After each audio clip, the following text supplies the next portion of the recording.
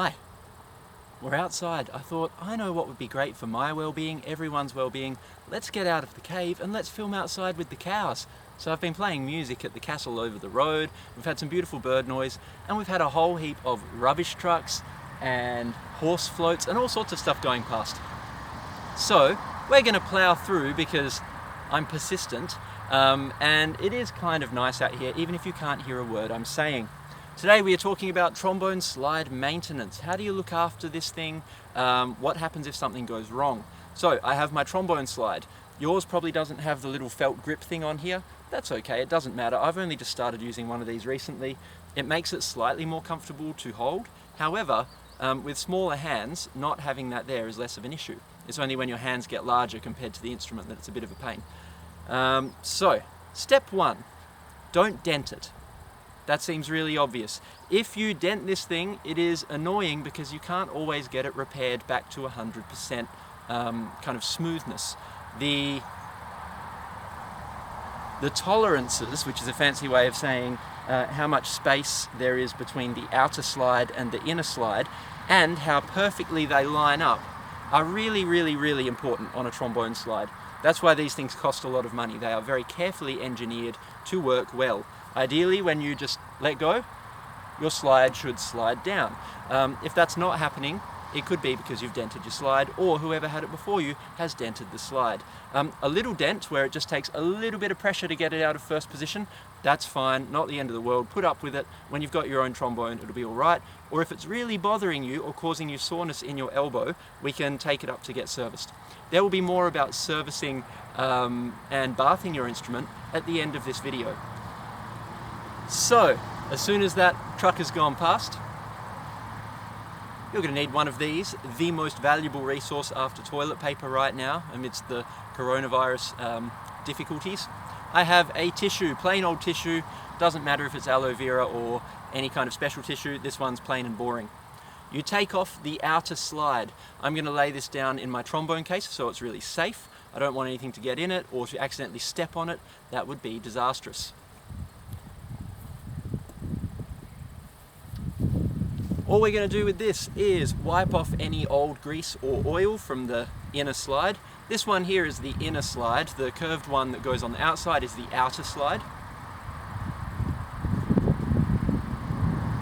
Cleaning that off. Doing this outside isn't a really sensible choice, I have to say, because there could be, I don't know, dirt flying around or something, but we're going to keep going regardless. You then take trombone slide cream. If your cleaning kit came with something like this, super slick trombone cream, or something called trombone slide grease, this is option number one for how to keep your slide working well. It's funny little white substance. You only need a tiny bit of it on your finger, kind of like that. And on the stockings of the slide, this is the lower section, you can see a faint line there hopefully, about that far up on the slide. Those are called the stockings. We're going to put a thin coating of grease down there at the stockings. Same for both sides. I have done this outside before at gigs for like marching bands and that kind of thing, but typically you'd be doing it somewhere less dusty, less windy, and with fewer cars and trucks if you're trying to record videos. You do not need to do the entire slide section of the trombone because only the lower part, only the stockings, actually make contact with the outer slide. So all of this can stay clean for now.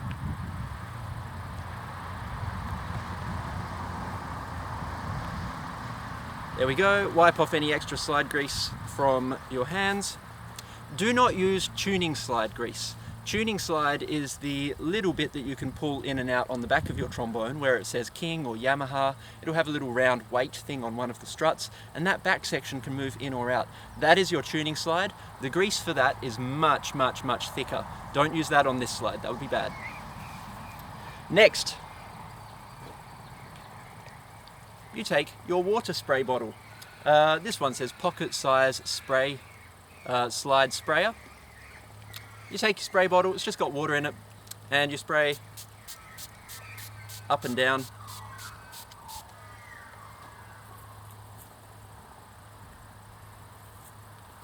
Put the two halves together, making sure, number one, that the slide lock matches up to the side of the slide that has the lock.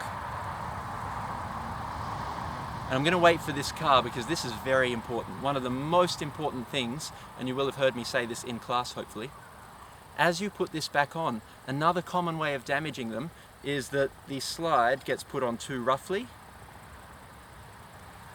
and the edge of the outer slide crashes into the bottom of the inner slide and causes some kind of damage and everything. How should I say it? Instead of having a beautiful round end to your inner slide, it gets kind of bent out of shape. Maybe you kind of whack them together too hard and it kind of dents it, and then it's no longer this perfect fit between the two parts of the slide. So as you're putting it on, get one section on carefully. This gets easier after you practice it a bit.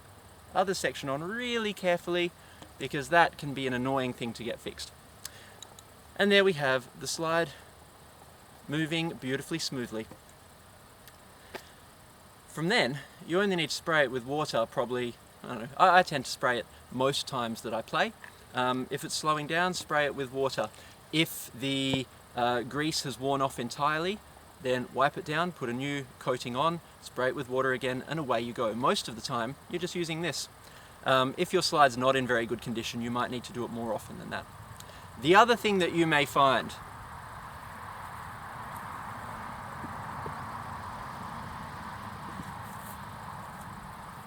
depending on what cleaning kit you buy, you may find that you have slide oil instead of slide cream. Now slide oil, this one here is valve oil for a French horn, but they're all pretty similar kind of stuff.